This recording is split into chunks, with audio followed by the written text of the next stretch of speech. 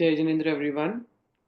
Welcoming you all to this very new session with the topic Bhagwan and Tirthankar, God and Tirthankar. Today, I want to introduce you all with Anup Pahade sir, Anup Bhaiya, who is here with us and who will be taking this topic in two different lectures, as stated, God and Tirthankar. Before I hand over the mic to him to start the session, let me shortly introduce uh, Anup Bhaiya with you all about his qualification, what is he currently doing, and what he has done. So, Shri Anup Pahade, Dallas, Texas, is MS in Computing and Information Systems from Southern Illinois University, USA. He is currently teaching Advanced Pathshala, grades 9 to 12, at the Jain Society of North Texas, Dallas. Shri Anup Jain Pahade is a dedicated educator of Jain philosophy. He has been a guest lecturer at Texas Christian University, TCU, and Criswell College, where he shares his profound understanding of Jain principles. Shri Anup Pahade is also a member of the Jain Shastra English translation team at Jana, contributing to the English translations of revered texts like Samaysar and Pravachansar. Now I would invite Anup Bhaiya to take over the mic and start his lecture. Bhaiya. Namo Arihantanam, Namo Siddhanam, Namo Airiyanam, Namo Vajjayanam, Namo Loe Savvasahunam. Moksha Margasya Netaram, Bhetaram Karma Bhubratam, Gyataram Vishwatattvanam, Vande Tadgun Labdhe. Jai Jinendra, everybody. Welcome to this lecture on God and Tirthankar. The subject of God is a very powerful and deeply profound subject, and I'm glad you are here to learn about this subject. So get ready. We are going to learn today in this lecture who is God, characteristics of God, types of God, Tirthankars, and the role Tirthankars play. Okay. Throughout this lecture, if you have any questions, make sure you note them down. We are going to discuss them at the end of this lecture.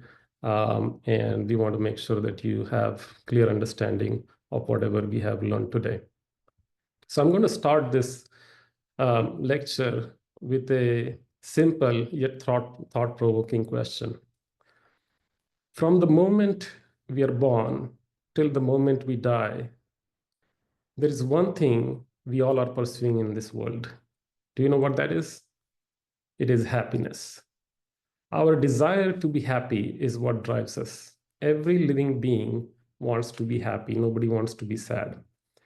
Pursuit of happiness and aversion to pain and suffering are universal experiences shared across all living beings. They form the foundation of our actions throughout our life.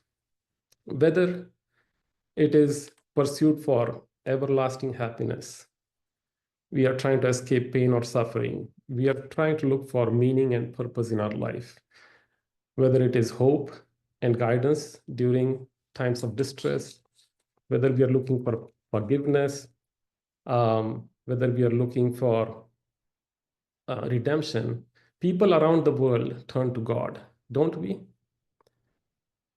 So who is God? That's what we are going to learn about today. So let me start by sharing my screen first.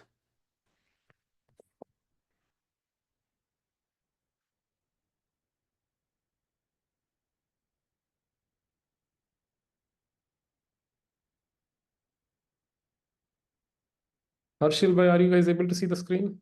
Yes, it is visible. You can make it full screen. Yes, Okay. visible. Perfect. So who is God? Let's explore this deep and powerful subject from Jain perspective. Okay, Jain teachings are very clear and have a clear and unwavering answer about who is God.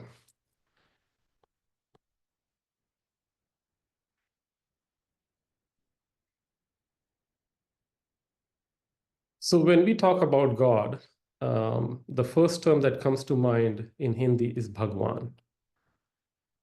The term Bhagwan is a symbolic acronym where BH stands for bliss or eternal happiness. G stands for Gyan or knowledge, and Van stands for someone who is endowed or enriched with this type of knowledge and happiness. Now, there are many names popular um, in Indian culture when it comes to God. They are Jinendra Paramatma, Param Jyoti, Jinendra Bhagwan. All these names basically reflect the spiritual achievements and inspiring attributes of God. The term Sarvagya means all-knowing. Bhagwan in Jain philosophy is omniscient and passionless. That's why they are known as Sarvagya or all-knowing, or Kebali, one who has attained Kebal Gyan, or Paramatma, which is supreme soul or supreme light, in case of Param Jyoti. So what we see is that from Jain standpoint, Bhagwan is really an omniscient soul that is passionless. Okay. What does that mean? That means that any soul that can achieve this state of perfection, of omniscience and passionlessness, can become God. Now, God, according to Jain philosophy, is omniscient, passionless, and forever blissful. Now, pursuit of happiness, as we discussed earlier, is what drives us. And when you attain this perfect state of omniscience and passionlessness, you also attain forever bliss. Jain teachings say that every living being has a soul, and every soul has this attribute of happiness. The happiness does not come from outside, it comes from within. And the only way to unlock this happiness is to focus inwards. And so, what you see in this picture is Arihant Paramatma and Siddha Paramatma. So, Arihant are omniscients with body, and Siddhas are omniscients without body. Arihant Paramatma are the omniscients that have destroyed four obscuring karmas: knowledge obscuring karma, perception obscuring karma, obstructive karma, and delusion karma. What do you see in this picture? You see that Arihant Paramatma is a body in human form. Now, according to Jain teachings, only human form is the form through which you can attain liberation. And human form is one of the rarest forms. After countless life forms as heaven beings or hell beings, one achieves human form. So it is extremely rare. The other thing that you see in this picture is that there are no ornaments, body armor, or weaponry. That reflects the passionlessness state of Jain gods. It also says that Jain gods do not interfere in worldly affairs because they are passionless, they are detached, they do not have any desires. They do not raise their hand for blessing others. So if the Jain gods are passionless and they do not interfere in worldly affairs, we cannot get anything from them, then why are we worshipping such gods?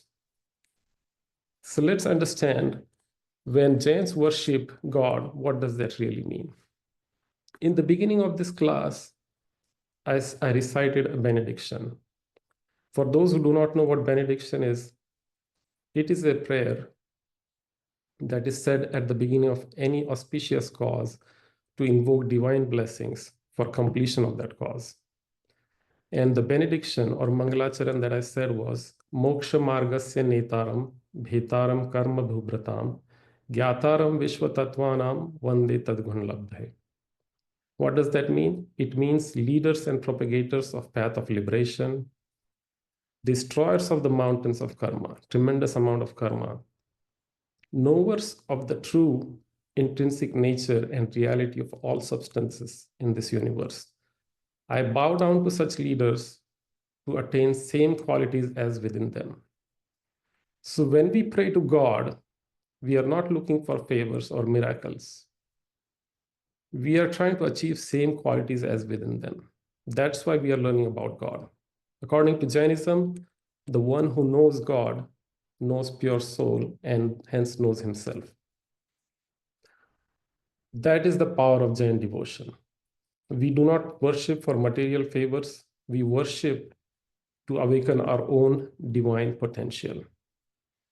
Jainism is the only religion that boldly declares that you can be free and you can become God, not by favor, but by your own experiences and your own supreme effort through self realization. Jainism is the only religion in this world that offers a clear pathway for every single soul to become God through their own self effort. This is a very powerful concept, and that's what we are learning about today. So, how many gods are there? There are infinite gods.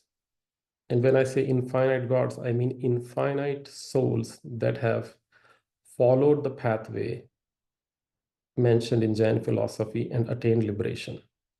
Okay.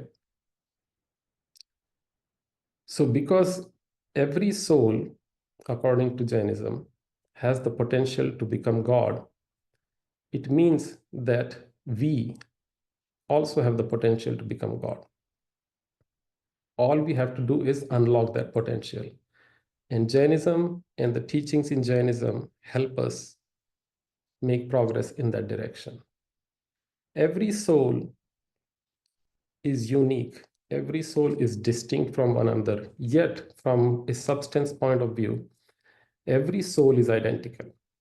Okay, some religions consider just one big soul or one Paramatma. Jainism says no, every soul has a unique identity and everybody has their own unique journey. Okay, and everybody is at different point in that journey. But as long as you are in this cycle of birth and death, as I mentioned earlier, you are going to undergo pain and suffering.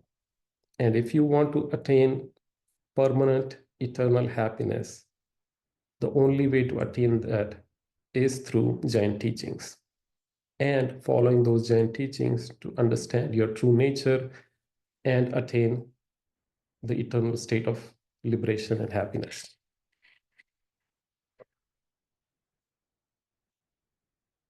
Now, when we talk about God, we also want to understand what does that mean.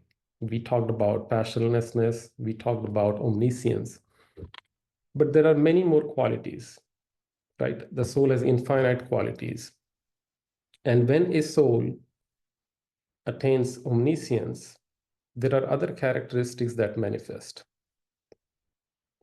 And so when we looked at the picture of Arihant Paramatma, when they attained omniscience, there were other characteristics that manifested, such as not having anger, ego, greed, deceit, delusion, not having hunger, pain, death, sorrow. None of those characteristics exist once you attain that state of omniscience. But one of the questions that arises is, why is there so much stress on passionlessness? Okay, omniscience, everybody understands, okay, with omniscience, you are going to know everything in this universe. And we'll talk about omniscience a little bit more shortly. But why is there so much stress on passionlessness? Okay. Remember, our goal was to become happy. And as long as you have passions, as long as you have anger, ego, greed, deceit, can you really be happy? No. Also, passionlessness is a prerequisite to attaining omniscience. Okay. Imagine if you have passions and you are omniscient. What is that going to do?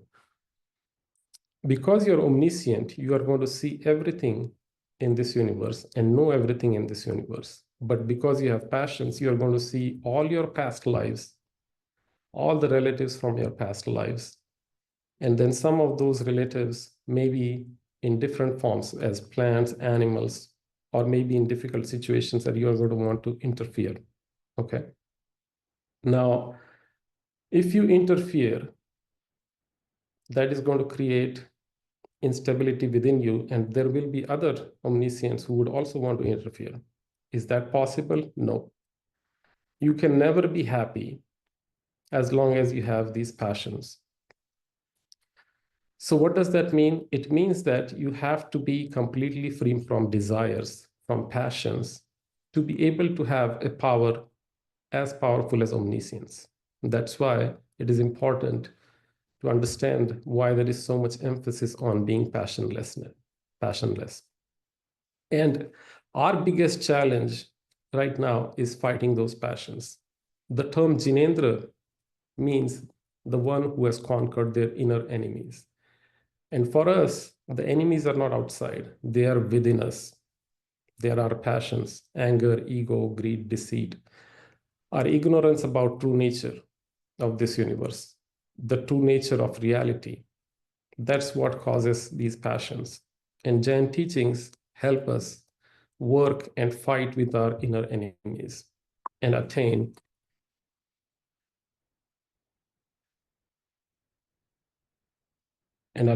a state of passionlessness. I think my video just turned off. Yes. Um,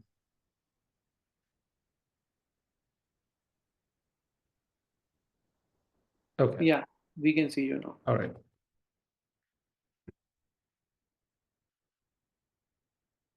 So passionlessness is one of the fundamental requirements. What does that also tell us? When we look around and see gods that are not Jain gods, what do we see? We see them in angry state or carrying weapons.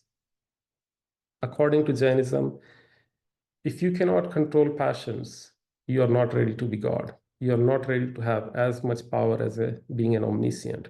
And that's why you see Jain gods perfectly content, perfectly focused within themselves. And that's when nature gives them the power to become omniscient. The Jain teachings that we have today are from these omniscients. What does that mean? It means that whatever teachings we have are factual in nature. They are not a figment of imagination. They do not contradict between different omniscients. The teaching from every omniscient or any Jain acharya, Jain monks that have experienced their soul is consistent. And that is because it is factual. It is based on what they see and what they know directly from their soul. When it comes to omniscience, Jain teachings say that when a soul unlocks its true potential and becomes omniscient, it is able to know and see simultaneously everything in this universe, from infinite past to present to infinite future. And this is actually the default nature of soul. The default nature of soul is to be passionless and omniscient. However, in our case, we do not have this nature fully unlocked within us because it's obscured by karmas. And karmas are the source of misery. Karmas are what trap us in this cycle of birth and death. In Jainism, the entire Jain philosophy is focused around helping us get rid of these karmas and attain liberation. That is what Jainism is about. That's what Jain teachings are about. And that is what we learn from omniscient gods. So we talked about gods. We talked about, them being passionless and them being omniscient and them being forever blissful. But what are different types of gods according to Jainism? Arihant Bhagwan that we saw earlier are gods, omniscients with a human body. And Siddha Bhagwan are omniscient without a body. In case of Siddha Bhagwan, they have destroyed all 8 type of karmas. In case of Arihant Bhagwan, they have destroyed 4 ghati type of karmas. Now, Arihant Bhagwan can be further classified into Tirthankar omniscient and general omniscient. Tirthankar omniscient have a special place in Jain scriptures, and they have a special role to play. When it comes to omniscience, there is no difference between Tirthankar omniscient and general omniscient. Both of them have the four infinites: infinite knowledge, infinite perception, infinite conduct, and infinite bliss. Then why are Tirthankars called out separately? And we are going to learn about that. There are infinite souls that have attained omniscience, but the number of Tirthankars is far fewer. It is a very rare type of omniscience that is caused by Tirthankar Nam Karma. Okay, so Tirthankars are leaders and propagators of Jain faith. They have a special role to play, and they are basically the medium through which nature allows us to learn about path of liberation. That's why they are called out separately among omniscients. And we are going to learn about what Tirthankars are, what are the events, specific events in their life, and what role do they play in the path of liberation. But for now, let's understand that within omniscience, you have general omniscience and Tirthankar omniscience. Now, omniscience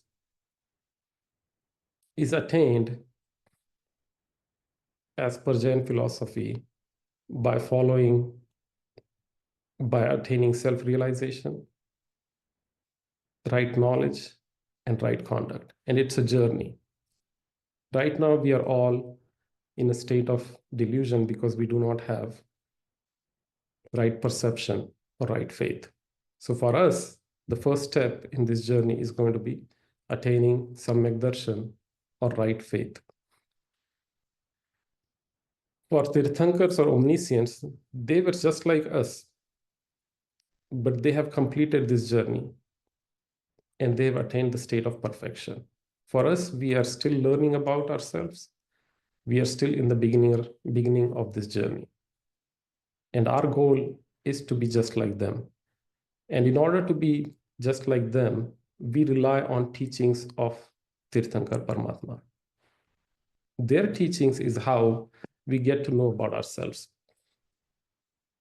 Now, when I ask you about, your identity, if I were to ask you, tell me about yourself, you will talk about your name, you'll talk about your age, where you are from, your education, your business, and all, other physical characteristics. But those are external characteristics. How much do we really know about ourselves? Not much.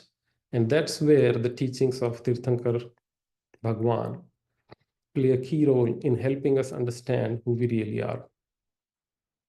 When a baby is born in the hospital, the doctor doesn't give the baby to you and say, hey, here's the baby and the manual or user guide that came with it. There is no such thing. We learn through our own experiences as we grow. And it's easier to learn about worldly things and worldly experiences, but having access to who we really are is very rare. It is very rare to be born as human, and it is even rarer to have access to information about who you really are. To be born as a Jain is extremely rare, and to be born as a Jain and have access to this information is even rarer. So I'm glad you are in this class learning about who we really are. So where does this information come from? It comes from the teachings of Tirthankar Bhagwan. That's why they have a special place in Jain scriptures, because whatever we are learning today has come from the teachings of Tirthankar.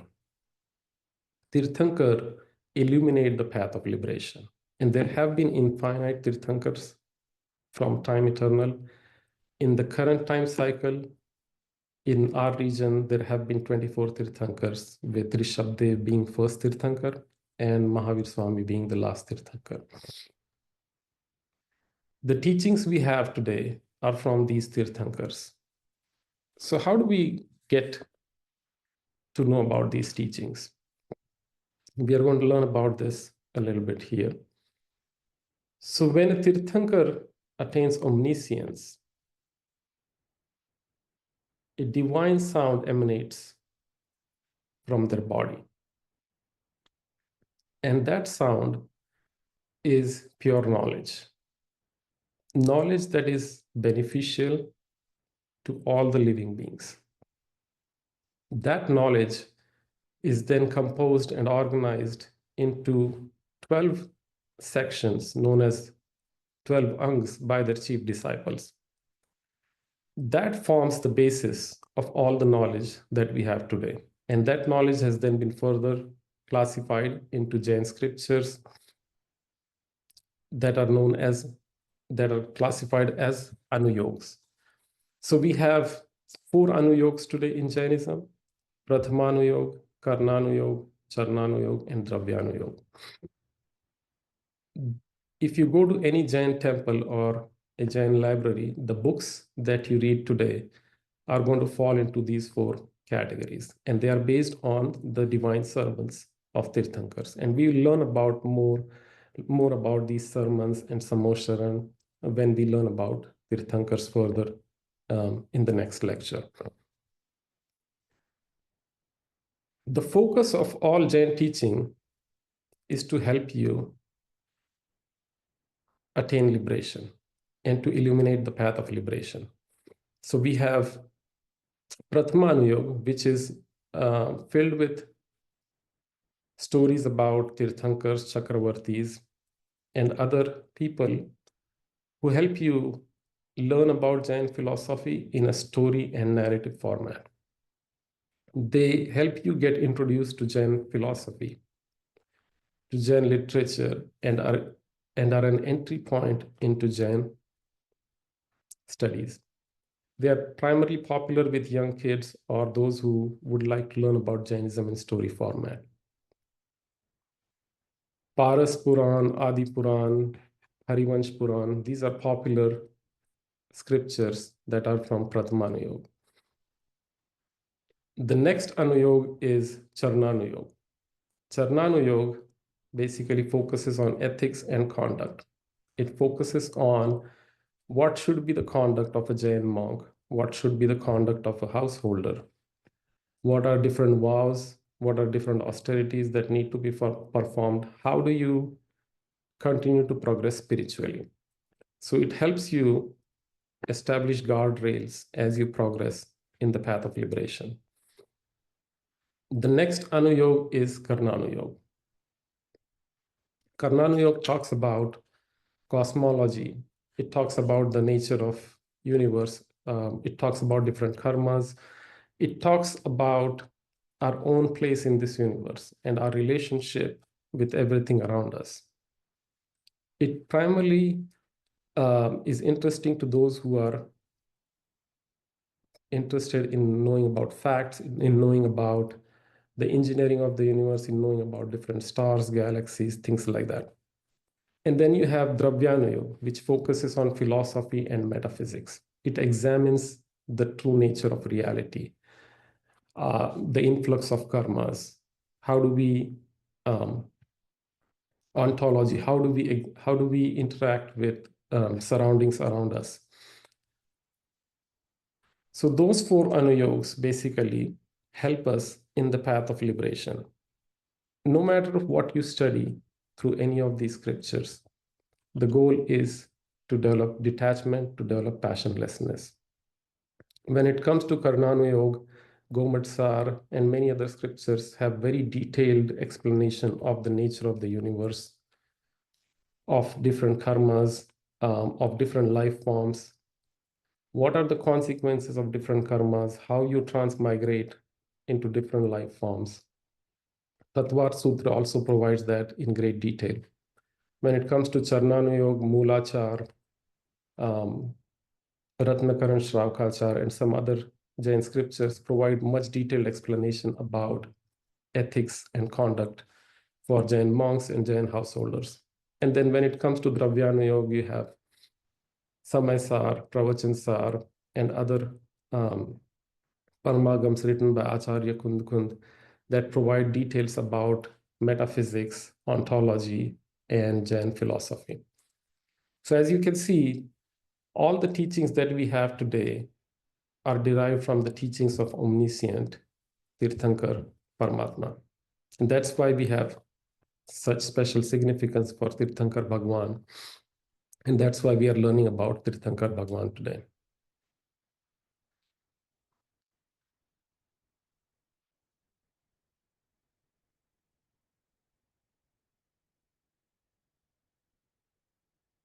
So Tirthankars have special features. Okay. Tirthankars are omniscient gods who have shown us the path of liberation through their divine sermons.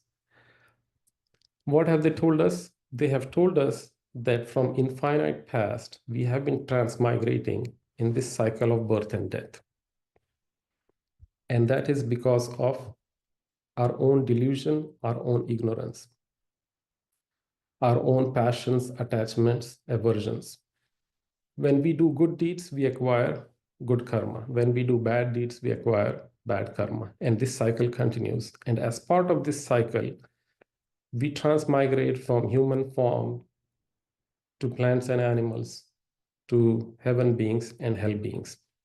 And as I mentioned earlier, pain and suffering and birth and death are common across all life forms. According to Jain teachings from Tirthankar Paramatma, we have experienced so much pain and suffering that cannot be even described in words. And that's our story.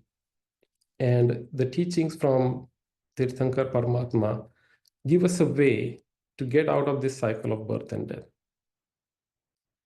And so that's why we are learning about Tirthankar Paramatma. So what are the special features of Tirthankar Bhagwan? As I mentioned, they are omniscient gods who play a key role in helping us learn about Jain scriptures. In addition to that, there are many marvels that are associated with them. In order to become a Tirthankar, there is Tirthankar Nam Karma that plays a key role in becoming a Tirthankar. The souls that have a very strong desire to uplift and help other living beings throughout this world are the ones who bind that type of Tirthankar Nam Karma. They undergo virtuous meditation known as Apai Vichay Dharma Dhyan, where they contemplate on the pain and suffering in this universe. They contemplate on what can be done to get away from this pain and suffering. They contemplate on their own inner enemies. They contemplate on their passions, attachments, and then they figure out, what can be done to get rid of those passions and attachments. And they want to do it not just for themselves, they want to help others. And so this intense desire to help others is what results in influx of Tirthankar Nam Karma. In addition to that, there are 16 reflections that Tirthankar, that are also a cause for bondage of Tirthankar Nam Karma. And those 16 reflections basically, or occurrences, include purity of right faith, humility, observance of vows and conducts without transgression, constant pursuit of knowledge, constant fear of worldly existence, practice of austerities to one's strength, practice of charity and renunciation according to one's strength, supporting the equanimity of ascetics or Jain monks, making sure that they have the right environment to foster their spiritual progress, service to deserving individuals, devotion to Tirthankars, devotion to acharyas, devotion to learned ones, devotion to sacred scriptures, non-neglect of essential duties, propagation of Jain path, and love and compassion for fellow Jain followers. So these 16 reflections and behaviors is what drives influx of Tirthankar Nam Karma. Tirthankar Karma, Nam Karma, is the highest form of virtuous karma or punya karma that anybody can acquire in this universe. Tirthankars are worshipped by the Indras from heaven, the kings from middle world, as well as animals. That's the level of auspicious karma that Tirthankar Nam karma carries. But Tirthankars are not worshipped because of those external qualities. They are worshipped because of the Jain teachings that we get from them. Tirthankars, as I said earlier, when they attain omniscience, a divine assembly is created for them to deliver sermons. This divine assembly is known as Samosharan. This divine assembly is created by Indra from first heaven. He orders Kuber, his treasurer, to create this divine assembly. The size of this divine assembly varies from Tirthankar to Tirthankar because the size of Tirthankars, the height and body of Tirthankars in our region of the universe varies depending on the time of birth during the third and fourth ara. This divine assembly is known as Samosharan. Samosharan means equal opportunity and refuge to all. This is where all the living beings are welcome to come and know about path of liberation. Samosharan is created by heaven beings 5,000 dhanush above ground level. That is about 35,000 feet by some estimates in the sky. And that's where the divine sermons from Tirthankars occur. There are 20,000 stairs that must be climbed to reach the Samosharan. But because of the extraordinary powers and magic associated with Samosharans, all the humans and animals are able to climb these without much hardship. And when they get to Samosharan, there are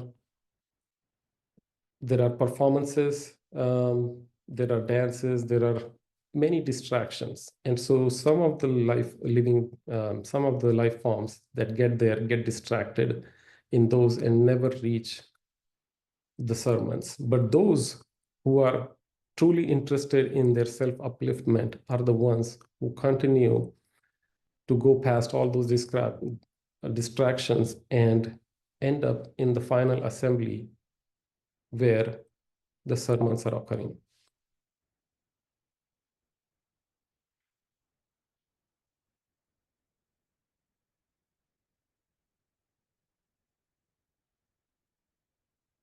Tirthankars,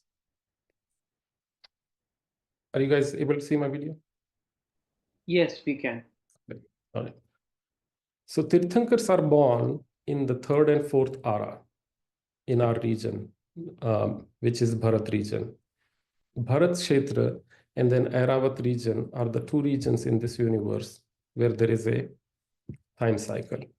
So currently, right now, we are in a descending time cycle known as Avsarpini. And so in the fourth ara of this time cycle, 24 Tirthankars were born. Right now, we are in the fifth ara of the time cycle.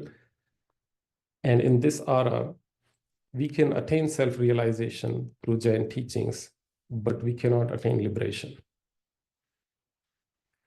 What I'm talking about is Samosharans that were occurring in the fourth ara when there were Tirthankars. Right now, there are no Tirthankars. So all the teaching that we have is through Jain scriptures. And we are going to continue to learn more about Samosharan and Tirthankars in our upcoming lecture. Is this a good stopping point, Harshil Bhai? Yeah, we Okay. can. All right. Okay. So I'm going to pause here. We talked about who is God, characteristics of God, and then we learned about Tirthankars. So with that, I'm going to pause here and then open it up for any questions you guys might have. Thank you, Nubia. You can unshare the screen now. Thank you so much for this beautiful presentation. Like the way you incorporated the story of Jeev, what do we seek? What is everybody seeking in this universe, in this sansar, which is happiness? And how to attain that happiness is a true example what we have the topic of God and Tirthankar. So today's lecture we have learned about who is Bhagwan, who is Tirthankar, what are the differences, what are the features. So I have few questions with I guess we have only two people in the audience. I have one or two more very basic questions from you all. Before that, if you have any question, you can directly ask to Anupriya. Priyanka ji, Nayana ji, any question if you have, you can ask to Anupriya directly. Or is it all good? Okay. So my basic question is, if I want to listen to Divya Deshna, Divya Dhwani, whom would I go to? I'll go to a normal Samanya Kevli or I'll go to a Tirthankar. This question is framed just to understand if you know the difference between Bhagwan and Tirthankar or not. So I repeat my question. If I want to listen to Divya Dhwani, Divya Deshna, whom I would go to? A Samanya Kevli Bhagwan or a Tirthankar? That's a very good question. So Tirthankars have this divine ability to offer Jain teachings, to offer the path of liberation. Okay, that's what separates them from other omniscients. And so Tirthankars have are surrounded by this divine assembly, okay, which is a special arrangement that is made by heaven beings for us to go and learn about Jain teachings. But there are some other omniscients who may not have Samosharan, okay, who may have what is known as Gandhakuti or much smaller setup, like Gautam Swami, for example. So you can learn from them, okay? You can learn from those type of omniscients. Their setup is not going to be as elaborate and their impact is not as wide as Tirthankars. But then there are other omniscients who do not talk, known as Mukkevalis, okay? But for us, primarily, Tirthankars are the primary source of information. And if we have that, if internally we have that intense desire to learn about ourselves, nature will give us the way. Nature will put you in a place and time where you will have access to that information. Now, if we don't have that information today, that's okay. If we don't have access to Divya Dhwani today, I mean, that's okay. We are still fortunate enough to have access to this information in the form of Jain scriptures. And we are thankful to the acharyas who have continued this tradition and who have made sure that the information continues to flow. And just like that, Jeev Portal is also playing an important role in carrying the tradition forward by translating this into English so that future generations can continue to learn in spite of absence of Divya Dhwani.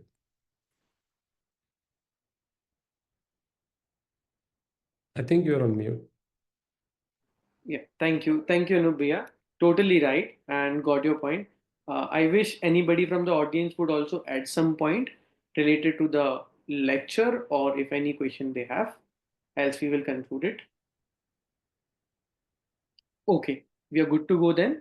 So, yeah, this was the part one of God and Tirthankar, Bhagwan and Tirthankar. And we have one more part where Anup Bhaiya will conclude the further lecture slides and end this topic in the next week, same time, same day.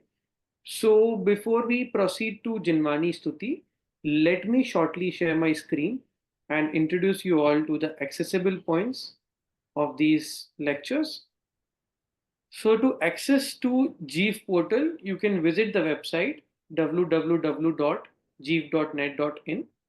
And if you have any queries, you can drop an email support@jeev.net.in. For accessible points for social media, the same URL Jeev portal is there. You can access to any of the social media platforms. The flow would be, if you want to hear this lecture offline, let's say you're not available at the time of the lecture, the next day we usually upload the recording of the lecture on YouTube. You can go to our YouTube channel, Jeev portal, and there you can check the lectures and you can have essence of those lectures. If you want to visit the website, you can directly go to the website and have the resources. Let's say you want to learn the topic God and Tirthankar, you can go to God and Tirthankar lecture portal, and then inside it you can go to the resources. You will get the presentation, you will get the YouTube lecture link of Anup Bhaiya, which we are having right now. And then you can also get few snippets of Pujya Gurudev Shri, whatever he spoke in his pravachan, in his lectures about Bhagwan and Tirthankar. Short clips of those lectures are also available there in the resources section. And that too with English subtitles. So if anybody is unable to understand Gujarati or Hindi, they can get Gurudev Shri's lectures in English subtitles as short snippets. So this is all about the accessible points. And yeah, now I would request Anup Bhaiya to have the Jinwani Stuti. Bhaiya.